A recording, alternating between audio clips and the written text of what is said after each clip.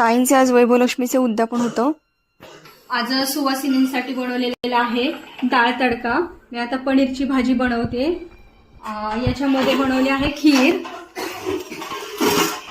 जीरा rice पण बनवलेला आहे आणि तिकडे त्या दोघी जणी चपात्या करतात।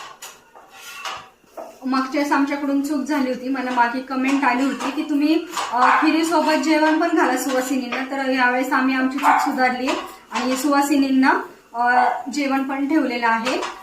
तर जर अजून अशी काही चूक होत असेल तर मला कमेंटमध्ये सांगा, मी नक्कीच ती चूक सुधारेल।